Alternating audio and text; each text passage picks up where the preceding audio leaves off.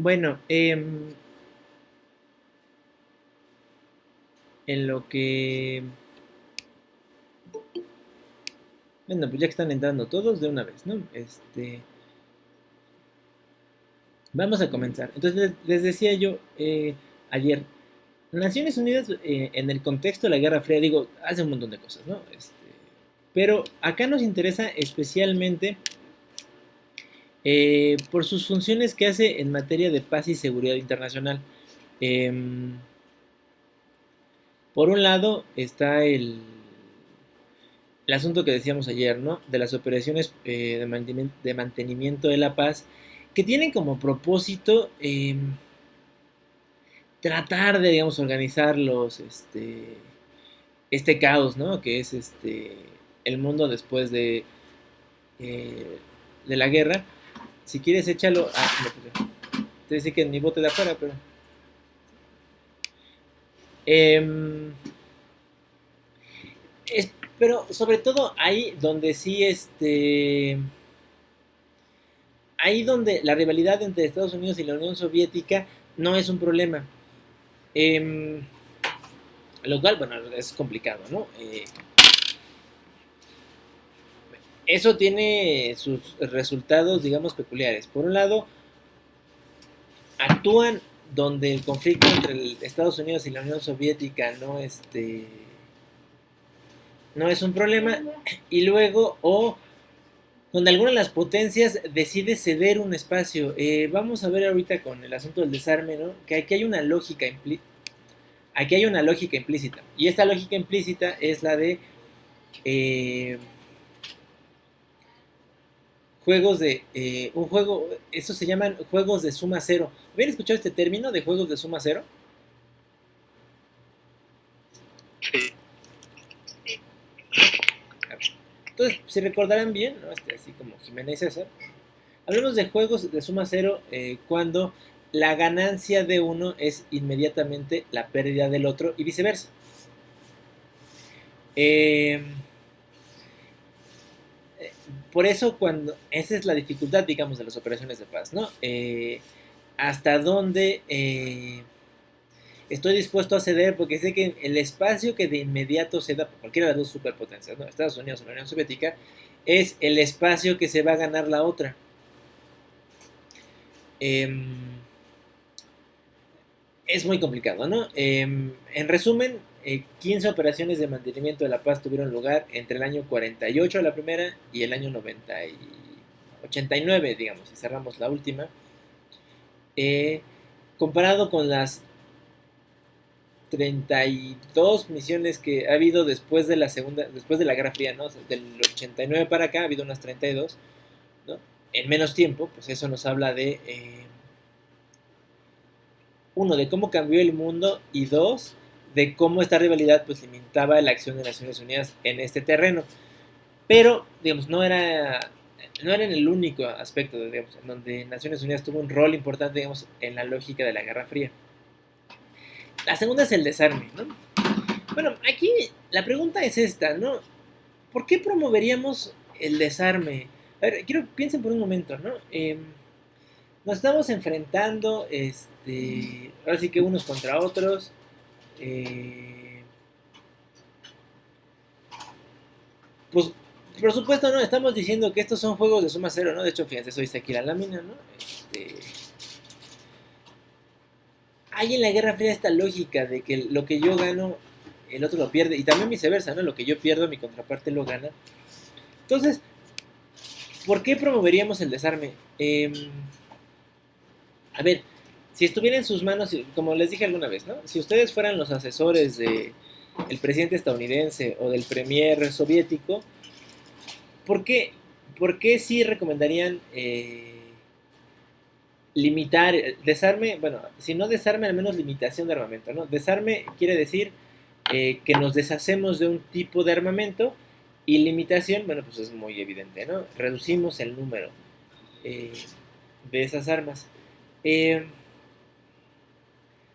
¿Por qué habría que impulsar esta agenda a la mitad de la Guerra Fría cuando lo que tenemos es lo opuesto, ¿no? Ya lo teníamos en una lámina anterior, ¿no? En otra clase, la llamada carrera armamentista. Entonces, ¿por qué sí o por qué no? A ver, ¿quién estaría a favor del desarme?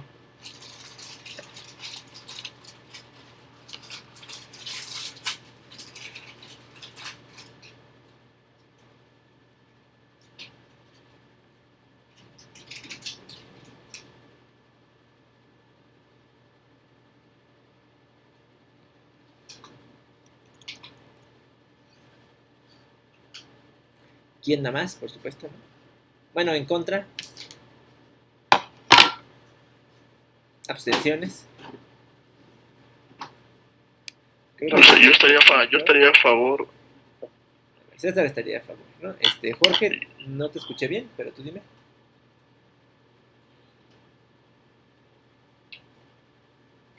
Yo a favor. Eh, Ahora, piensen en lo que les dije, ¿no? En esta lógica de la Guerra Fría. ¿Por qué habría que estar, por qué estaríamos a favor del desarme en el contexto de la Guerra Fría? Si lo que nos interesa es, si somos Estados Unidos o la Unión Soviética, pues lo que nos interesa es que haya que tenga yo como controlar al enemigo. De hecho, aquí dice, ¿no? Eh, Hay en el contexto de la Guerra Fría una cosa que se llama la doctrina de la contención. Se llama la doctrina de la contención porque tomamos todas las medidas necesarias para que, para que la otra superpotencia no se haga más poderosa que yo, ¿no? De hecho, esa es la explicación de por qué los soviéticos buscaron, ¿no? La bomba atómica, porque no convenía, ¿verdad?, que se quedaran los estadounidenses con pues con, ¿no? Con el secreto atómico, ¿no? Es dejarlos, o sea, si los estadounidenses se quedaban más poderosos, pues en cualquier momento bombardeaban a los soviéticos y se acaba la Guerra Fría, ¿no? De hecho, no sucede por justo lo opuesto, ¿no? Pero ustedes, señores promotores del desarme, que me parece muy bien, ¿eh? O sea, la posición individual es muy buena, ¿no? Ahora hay que defenderla. ¿Cuál es el riesgo de que haya tantas armas sueltas? Y de tantos tipos, además.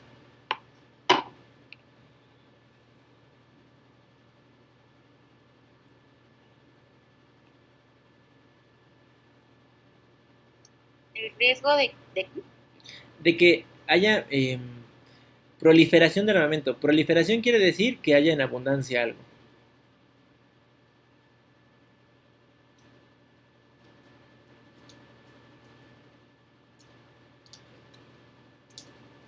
que pone en riesgo a la población, ¿no? Porque se hace un mal uso de las armas. Exacto, ¿no? O sea, de hecho, fíjense, el argumento sigue siendo el mismo que nos está dando Selena hoy, el argumento de lo que pasa en Estados Unidos hoy, ¿no? O sea, tienen el mismo problema, ¿no? Bueno, en la Guerra Fría tenemos proliferación de todo tipo de armamento en cualquier lugar del mundo. Eso igual a lo que pasa en Estados Unidos hoy, ¿no? Hay proliferación de cierto tipo de armamento, ¿no? De las armas de alto poder. Pero bueno, es un problema porque la proliferación de ese armamento lo que genera es lo que acaba de decir Selena está increíble, ¿no? La población es la que se pone en riesgo, ¿no? Porque ¿cómo estamos seguros de que le van a dar un buen uso a las armas? De hecho, se las planteo diferente. ¿Puede haber un buen uso del armamento?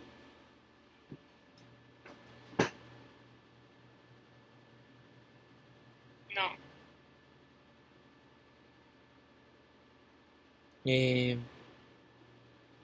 Pues no, no, así de triste,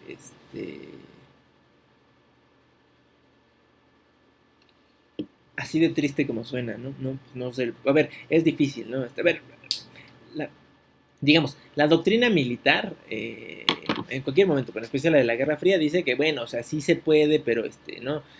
Hay que conseguirse un experto porque no todo el mundo sabe, ¿no? O sea, el problema parecería que es, no de la, digamos, no del armamento, sino del que lo usa, pero luego con el tiempo lo que notamos es que el problema es de quien lo usa, ¿no? Eh, Aquí hay un concepto que a mí me ha parecido siempre muy peculiar, ¿no?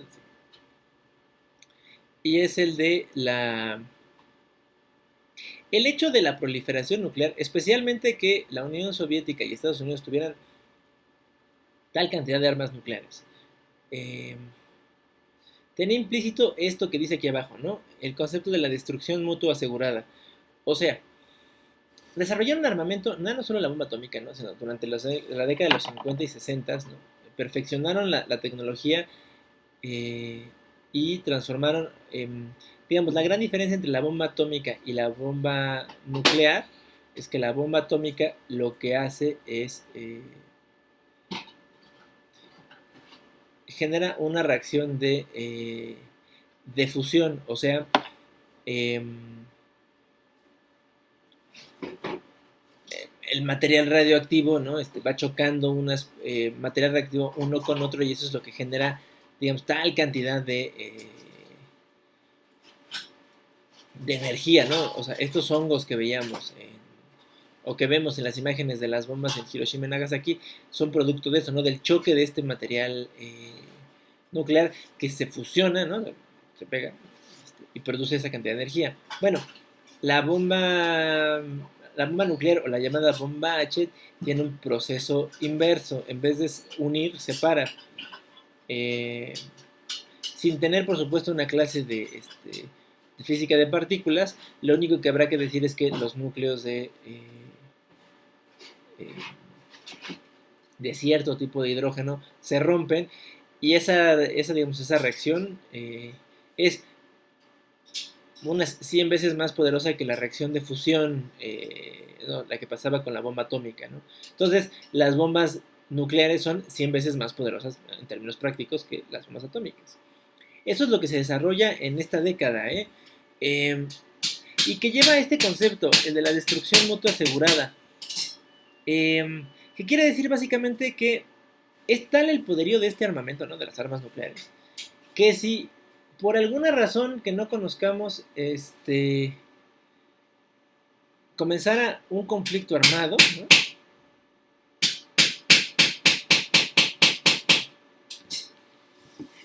¿No? Y a alguna de las dos superpotencias se le ocurriese disparar un misil nuclear a la otra, eso, digamos, nos condenaría de inmediato a la extinción de la humanidad, ¿no? Pues porque, es decir, los protocolos, digamos, de defensa de ambos países es que ante la caída de una, respondes con una igual, ¿no? De hecho, hay sistemas automatizados para hacer eso. Ahora, ¿qué sucedería si se empiezan a bombardear con estas armas nucleares? Bueno, pues básicamente que acabarían con la vida como la conocemos, ¿no? Por eso la doctrina se llama la de la destrucción mutua asegurada. Y por eso, en inglés, el nombre sería la Mutual Assured Destruction, o sus siglas, MAD. ¿Alguien sabe qué significa MAD en inglés?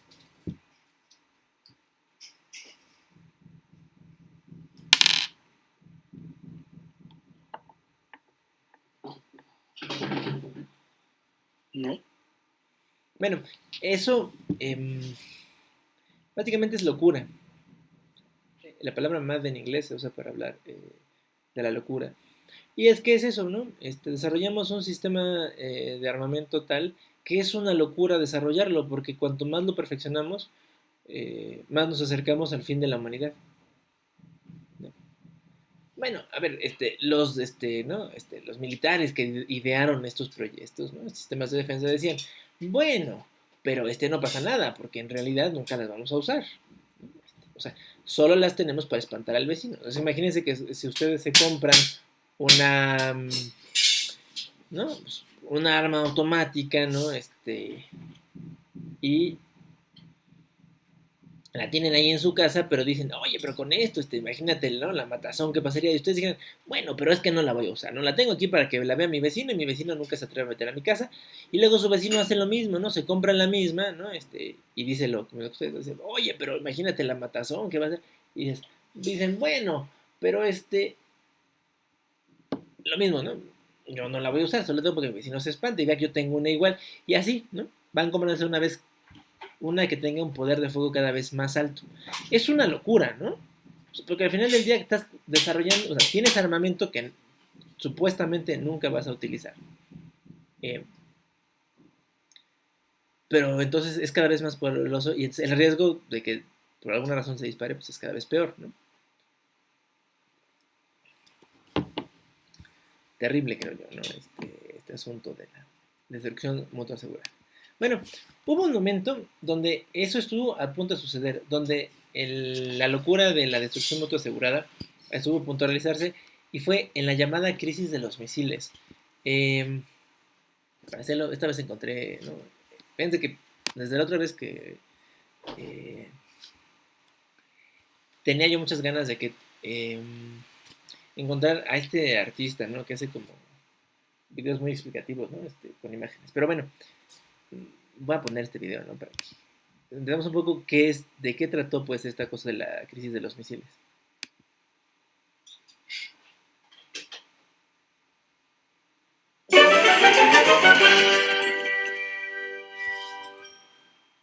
El 16 de octubre de 1962, la noticia del día no la llevó en primera plana ningún periódico.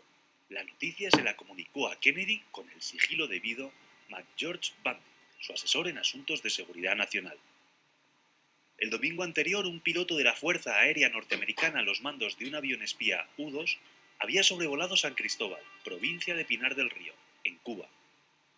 Cuando de regreso a la base se revelaron los carretes y analizaron las imágenes, se llegó a la conclusión de que en la zona habían levantado una instalación militar con rampas de lanzamiento para misiles nucleares de fabricación soviética con capacidad para alcanzar y borrar del mapa la Casa Blanca y cualquier otro punto de los Estados Unidos. El vuelo del avión espía no había sido rutinario, volaba sobre aviso. La CIA venía alertando desde hacía meses a Kennedy de la presencia soviética en Cuba, a solo 90 millas de suelo estadounidense. La información la habían proporcionado agentes infiltrados en la isla y disidentes llegados al exilio. 2 años atrás, en 1960, la actitud retadora de Castro con Estados Unidos había provocado que Eisenhower redujera al mínimo la llamada cuota azucarera, principal fuente de ingresos de la isla. Fidel no tardó en encontrar un sustituto, Nikita Khrushchev. La URSS proporcionaría a Cuba su combustible y le compraría el azúcar, solo que a un precio no tan ventajoso como los Estados Unidos, o no a cualquier precio. El padrinazgo económico de los soviéticos iría acompañado de una suerte de protectorado militar. En plena Guerra Fría, una base como Cuba, a escasas millas de los Estados Unidos, resolvería a favor de los rusos el hecho de no poseer misiles de largo alcance. Castro, lejos de sentir violada la soberanía de su patria, se adhirió entusiasmado al acuerdo, pues no otra cosa pretendía que unir la suerte de la URSS a la de Cuba frente a Estados Unidos. La mañana del 16 de octubre, después de que McGeorge Bundy le diera la noticia de la presencia soviética en la isla, Kennedy recabó la opinión de lo más selecto del Consejo de Seguridad Nacional, una docena entre civiles y militares.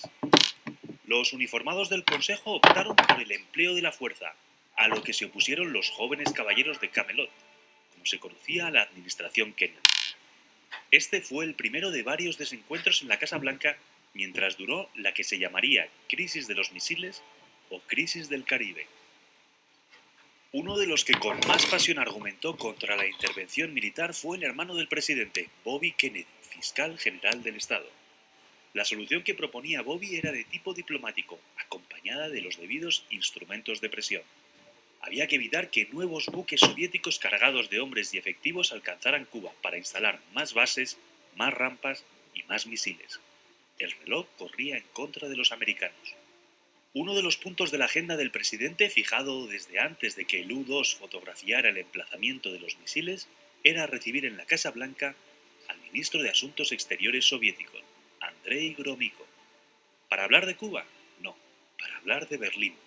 Durante la entrevista, Kennedy estuvo pendiente por si una furtiva gota de sudor, una mirada esquiva, cualquier gesto, algo delataban al diplomático, pero el ruso se mantuvo frío como un bloque de hielo en el Volga. La magnitud del problema era tal que su resolución exigía la total dedicación de Kennedy, sin que el pánico cundiera entre la ciudadanía.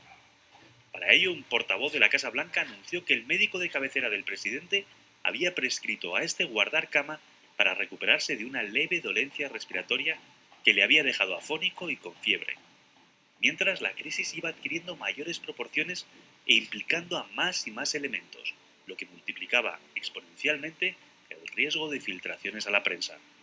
El Washington Post y el New York Times fueron los primeros en tener noticias de lo que estaba sucediendo. Kennedy descolgó el teléfono y, apelando al patriotismo de los directores de ambos rotativos, les rogó que guardasen sus exclusivas en un cajón. La voz del presidente al otro lado de la línea era un desmentido oficioso a los informes médicos de la Casa Blanca. No sonaba ni afónica ni débil, más bien fuerte y clara, tanto como cuando a las 7 de la tarde del lunes 22 de octubre de 1962 se dirigió por radio y televisión a la nación y al mundo. Era inútil seguir fingiendo normalidad. 6 días había tardado Kennedy en comparecer públicamente. Tenía sobrados motivos para no haberlo hecho antes. Hasta el domingo 21 el Consejo de Seguridad Nacional no había llegado a un principio de acuerdo sobre qué hacer y cómo hacerlo, y solo tras un acalorado debate entre las dos facciones en las que se dividían sus miembros. JFK no podía pedir a su pueblo que se mantuviera unido y en calma mientras no lo estuvieran aquellos a los que se había confiado las riendas de la nación. Tras escuchar a unos y otros, el presidente optó por la solución del bloqueo naval. Cualquier buque con destino Cuba sospechoso de portar técnicos o material con los que ensamblar misiles o construir rampas sería obligado de inmediato por la US Navy a detenerse y regresar a su país o puerto de origen, no importaba cuál. En su discurso de 22 de octubre, Kennedy no dejó nada a la improvisación. No presentó la crisis como un conflicto que atañera solo a los Estados Unidos y la URSS, ni a los países firmantes de la OTAN y los del Pacto de Varsovia. Lo presentó como la gran lucha entre el mundo libre y las fuerzas del mal. La agresión de la URSS a cualquier país del hemisferio occidental sería considerada una declaración de guerra a los Estados Unidos.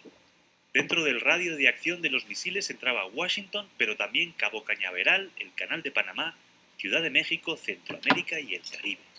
A la larga, todos los países del mundo se verían envueltos en el conflicto, incluidos los no alineados, pues la guerra nuclear no entendía de fronteras ni de tratados internacionales. Como reconoció Kennedy mismo, incluso la victoria de los Estados Unidos y sus aliados tendría el sabor de las cenizas.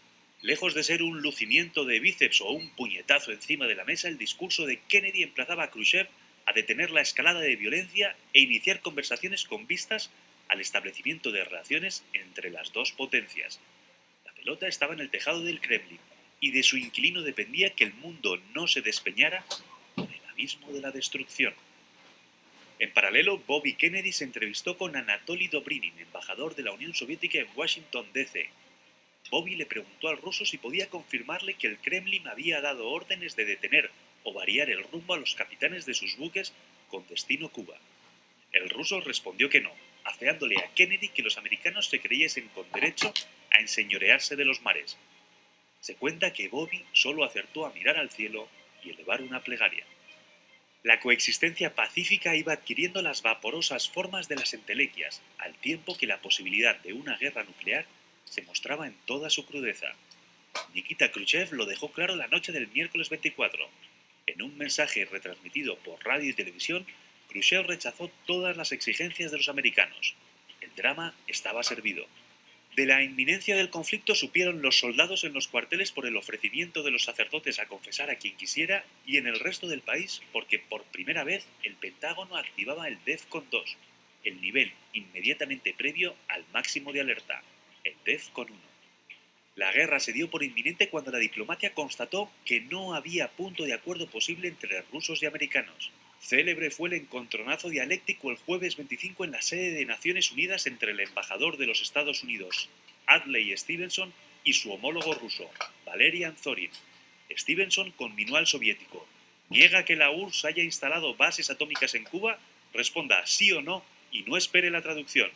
El interrogado rápido contraatacó: no estamos en una corte penal americana, con lo que no contestaré a preguntas propias de un fiscal.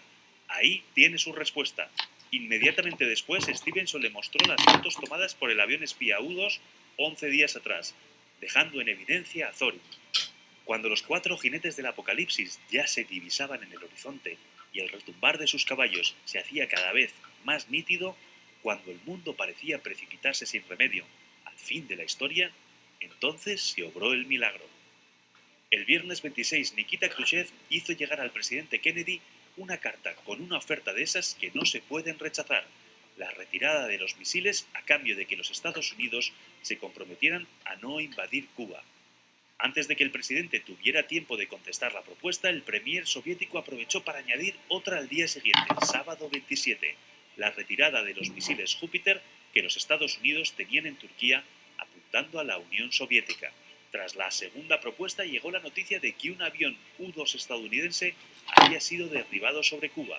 La tensión no podía ser mayor. La invasión de la isla parecía inminente y con ella el inicio de una guerra nuclear. Pero gracias a la buena diplomacia mostrada entre Bobby Kennedy y Anatoly Dobrinin en una reunión de urgencia se consiguió llegar a una solución pacífica. La firma de la paz no contó con una escenificación al uso, en un lugar entre montañas que daría su nombre al de los acuerdos, con ambos mandatarios perfectamente trajeados, intercambio de bolígrafos y un fuerte y larguísimo apretón de manos ante los reporteros gráficos. El fin de las hostilidades se verificó por la vía de los hechos, con Khrushchev anunciando el desmantelamiento de las bases en Cuba y Kennedy levantando el bloqueo marítimo y ordenando que cesaran los vuelos sobre la isla. Era el 28 de octubre de 1962, el último de los 13 días en que el mundo contuvo el aliento.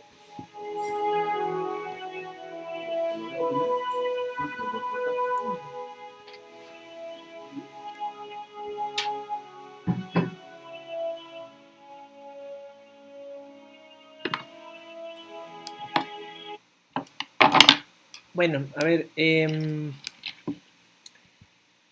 bueno, además dice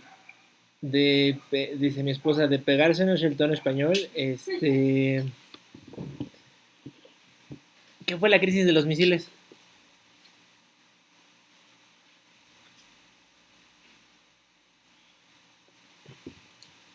¿Por qué es importante en esto que venimos diciendo?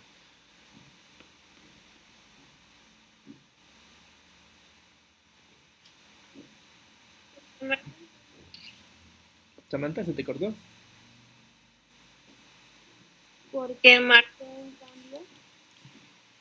Sí, básicamente la crisis de los misiles marca el antes y el después de la Guerra Fría. Hasta la crisis de los misiles, tanto soviéticos como estadounidenses juegan vencidas, ¿no? O sea, están plenamente conscientes que esto es un caos, pero saben que es controlable. Lo que les dije hace rato, ¿no?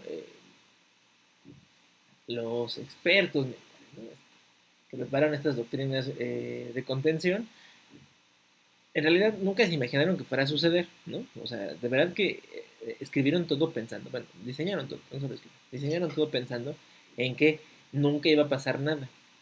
Es una muy mala idea, pensar que las cosas no van a pasar, porque cuando pasan uno no sabe qué hacer. Hay un montón de referencias en el cine, ¿no? Bueno, yo creo que una de las que a mí me parecen las más interesantes, ¿no? ¿Vieron X-Men Días de Futuro Pasado? Sí, ¿no? Bueno, Sí. si se acuerdan, claro, nos lo dan con esta lectura, ¿no?, desde los X-Men, pero cuentan esto, ¿no? Esto mismo, los barcos soviéticos acercándose peligrosamente a la isla, las bases ya instaladas en Cuba, solo que ahí tenemos a Magneto y compañía jugando de las suyas, pues, pero en la vida real, sin Magneto, todos era un riesgo, ¿no? Era el inicio de una guerra nuclear como todo el mundo esperaba que no sucediera. Ahora, digo que es un antes y un después, justo por eso, porque después de la crisis de los misiles, bueno, pasan dos cosas, ¿no? La primera es una que es muy simbólica. Se instala un teléfono rojo entre la Casa Blanca y el Kremlin, que es la sede del gobierno soviético. Hoy en día todavía es la sede del gobierno ruso. ¿Han escuchado qué es un teléfono rojo? Es como una línea directa, ¿no? ¿Jorge? No he escuchado de bueno. un teléfono. Fíjate que es una cosa que todavía funciona. Ahora ya sé, ahora para ustedes es como, ¿no?, debe ser hasta como bobo, ¿no?, hablar de una línea directa. Pero bueno, si se dieron cuenta en el relato que nos hicieron, ¿no?, en algún momento hablaron los líderes ruso y estadounidense.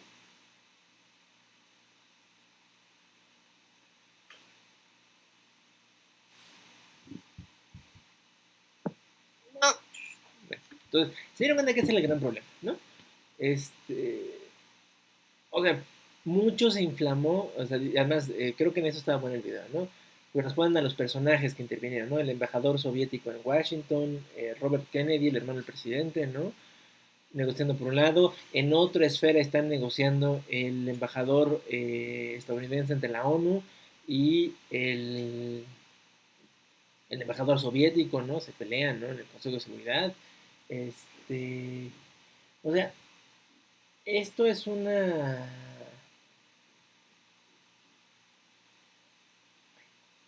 es un refrán para esto, es un diálogo de sordos, o sea, unos y otros se hablan, pero parece que no se hablan, ¿no? O sea, no se entienden, pues, ¿no?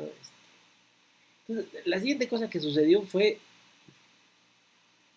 se pusieron un teléfono rojo, una línea directa entre la oficina oval, ¿no? Y el despacho en el Kremlin del premier soviético, para que si hubiera una crisis, la que fuera, pudieran levantar el teléfono y decirle, oye, ¿eres tú? ¿No? Y al menos poder saber, ¿no? Si sí. O sea, es decir, que no hubiera un conflicto por un malentendido, sino solo un conflicto porque, pues, o sea, es decir, o si hubiese una tensión, pues se pudiera aligerar, ¿no?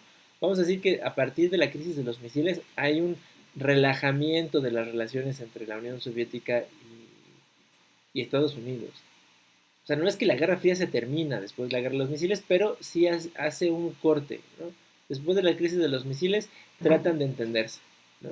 O sea, tratan de respetar sus espacios, ¿no? Y sobre todo, alcanzar acuerdos, que además hemos visto que será difícil, ¿no? De hecho, por eso hablamos antes de las operaciones para el mantenimiento de la paz. Es difícil llegar a un acuerdo porque pues tú te metes en mi territorio, yo me meto en el tuyo, yo no quiero que te metas en el mío y viceversa, ¿no? Y entonces, la crisis de los misiles provoca la necesidad de cooperar en algún modo, ¿no? A veces la cooperación es muy franca, a veces no lo es tanto, pero bueno, ahí hay un parteaguas, ¿no? A ver, ¿de qué estamos hablando? ¿No? Este es un estimado, fíjense, de lo que tenemos hoy en día, pero, o sea, es decir, los números de la Guerra Fría hablaban que Estados Unidos y la Unión Soviética cada uno llegaron a tener hasta 20.000 cabezas nucleares. ¿Se pueden imaginar? Con una sola volaban Washington y el área alrededor. Bueno, o si lo quieren en términos nuestros, con una sola de estas vuelas la Ciudad de México, la zona conurbada y le dan dando cáncer a los poblanos. Eh, es el nivel de destrucción. No tienes una, no tienes dos, tienes 20.000 cada uno, ¿no? Entonces imagínense, en un conflicto nuclear, pues, básicamente tienes 20.000 posibilidades de que esto salga mal, ¿no? Y luego, no solo ellos dos tienen armas nucleares, ¿no? Este es un mapa preparado por CIPRI. CIPRI es el Instituto Internacional de Estocolmo de Investigaciones sobre la Paz.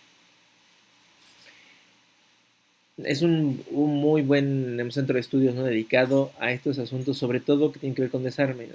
Entonces, esta es la estimación a partir de las cifras oficiales y de ahí donde no sabemos cifras oficiales, ¿no?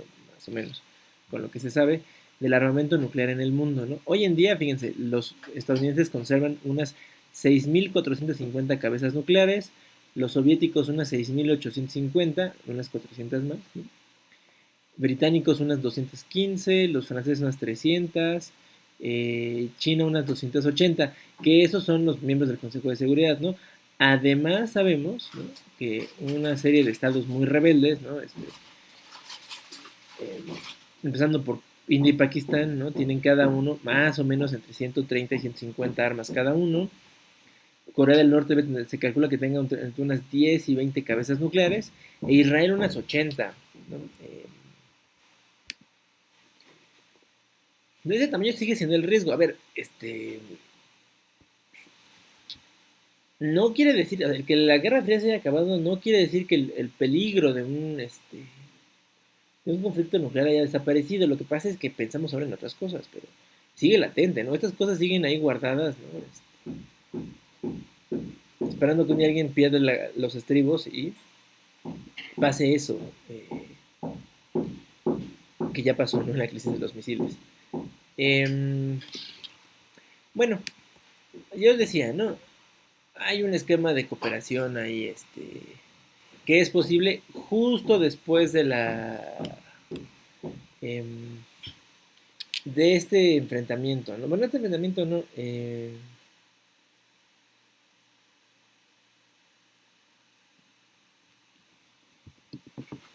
de este momento tan peculiar, digamos, ¿no? Además en la historia de la humanidad.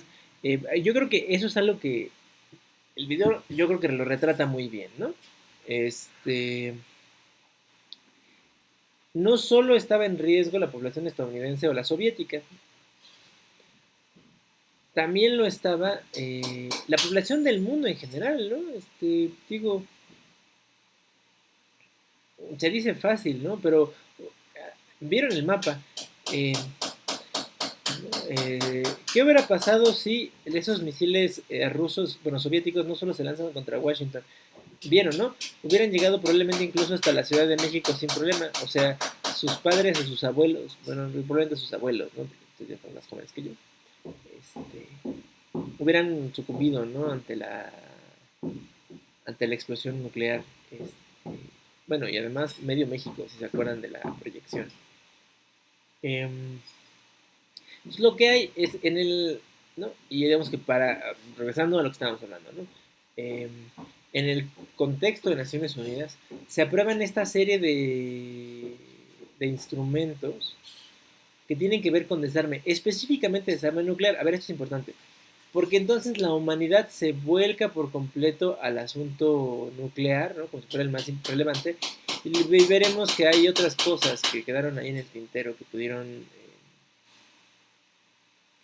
mejorarse o regularse, ¿no? De hecho, hoy somos víctimas de lo que no se reguló. De estos que están citados aquí en la presentación, digo, destacaré solo dos. Uno, porque es una iniciativa mexicana, es el Tratado de Tlatelolco. Ante pues lo trágico que se ve este asunto, ¿no? De la guerra. Después de la crisis de los misiles, sabemos que es en octubre del 62. En enero del 63, el presidente López Mateos, junto con una serie de presidentes latinoamericanos, ¿no? Lanzan un manifiesto al mundo diciendo que es horrible vivir, ¿no? en la ansiedad de una guerra atómica, entonces que lo que tendríamos que hacer es, ahí donde los países pues no están interesados, ¿no? En entrarle a la tecnología nuclear bélica, tendríamos que hacer una diferencia, ¿no? Y eso echa a andar la negociación durante, ¿no? Que dura casi toda la década, ¿no? Hasta el 68, hasta el 67 más o menos, de lo que se llama el Tratado de Tlatelolco, que es el tratado que convierte a América Latina y el Caribe en una zona libre de armas nucleares. O sea, la experiencia cubana es tan aterradora para los latinoamericanos, ¿no? De que venirles a jugar al vivo, que lo que se pide es eso, que ponerle un alto a esta locura, ¿no? Y que ningún otro país de la región se le ocurra hospedar armas de otro. O sea, no solo que nos comprometamos a no desarrollar nuestro propio armamento nuclear, ¿no? Sino además que tampoco aceptemos recibir armamento de otros. Fíjense que un punto también a favor de Tratado de Tlatelolco es que pone o consiguió el compromiso de los 5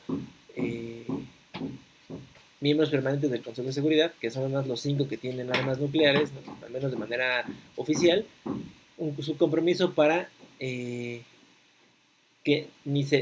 se comprometan a no poner en el territorio de estos países armamento nuclear y tampoco utilizar armamento nuclear para amenazar a alguno de estos países. Ese es, digamos, uno de los puntos importantes de Tlatelolco, ¿no?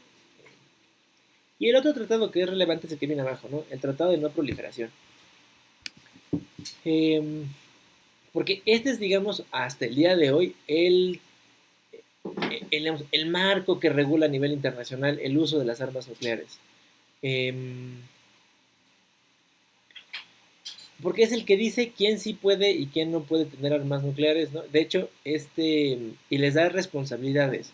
Los que sí pueden, ¿no? Por tratado, que son los 5 miembros permanentes del Consejo de Seguridad, tienen una serie de obligaciones, entre las que destaca no pasarle tecnología bélica, digamos, a los que no tienen, de manera oficial. Ahora, no es un tratado prohibitivo de la tecnología nuclear, solo lo es prohibitivo de la tecnología, digamos, de aplicación militar.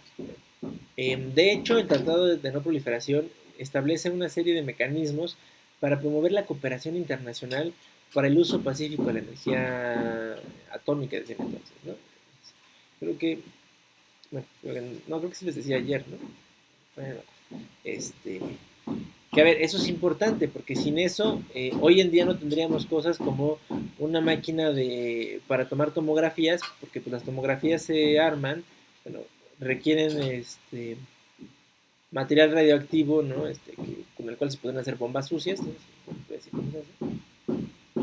Pero si no, al menos sí hay un desarrollo para eso. Se utiliza tecnología nuclear, por ejemplo, para el combate de ciertas plagas. Por ejemplo, la plaga del Zika, ¿no? Y otras enfermedades que nos pega este mosquito, el Aedes aegypti, se ha controlado muy bien en Centroamérica, fíjense, porque ¿no? Investigadores descubrieron que esos mosquitos son sensibles a cierto tipo de radiación que para el hombre es inmune. Y entonces esa radiación vuelve a los mosquitos estériles. Y entonces eso ayudó a controlar las poblaciones ¿no? De la Aedes aegypti, ¿no? Se han muerto, pues, para reproducir. Y bueno, y eso ha limitado el avance de cosas como el paludismo, la malaria o el Zika, el chikungunya inclusive, ¿no? Bueno, las últimas, ¿no? Digamos, que se hacen, que se me fue un espacio,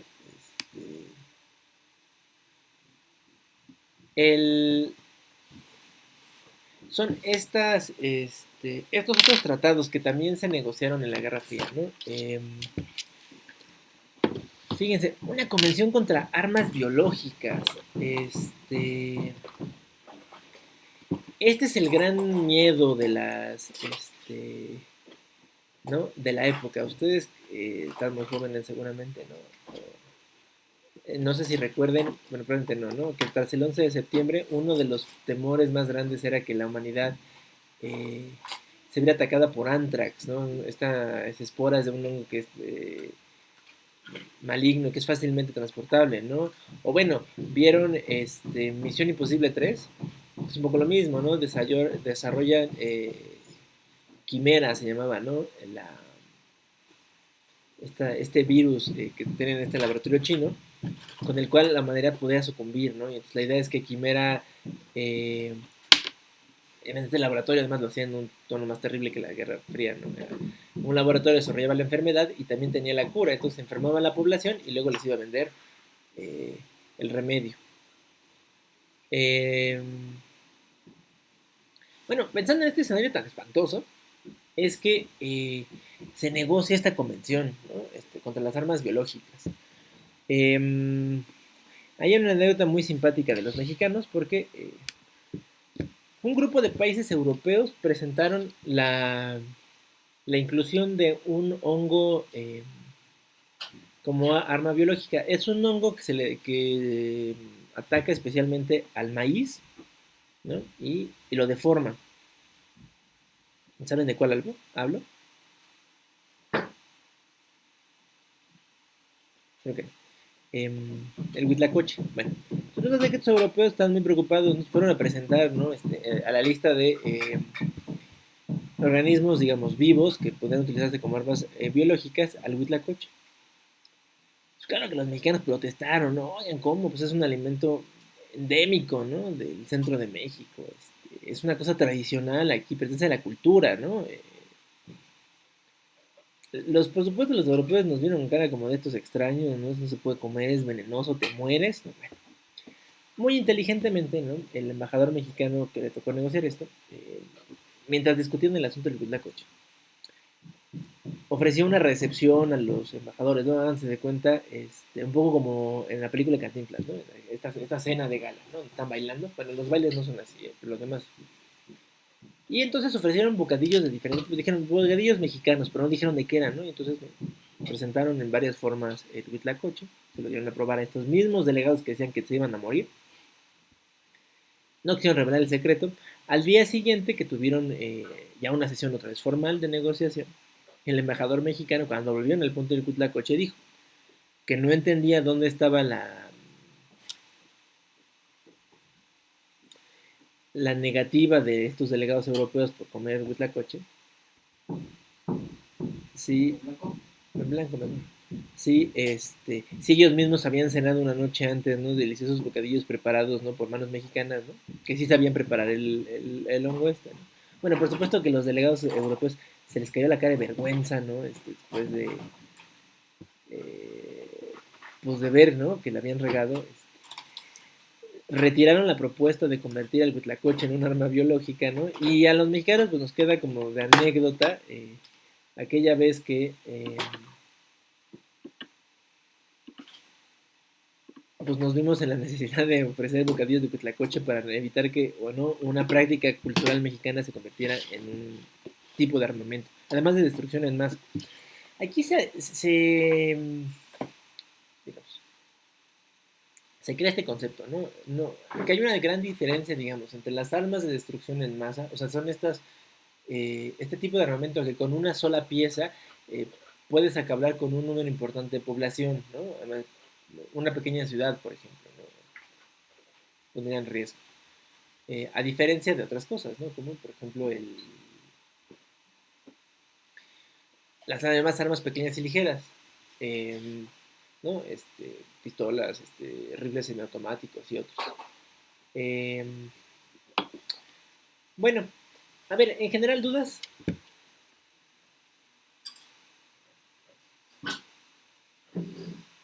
No, profe. ¿Mm? No, profe. Ok, pues bueno, si no hubiera dudas, nos vemos el lunes. Cuídense. Gracias igualmente. Igualmente, maestro.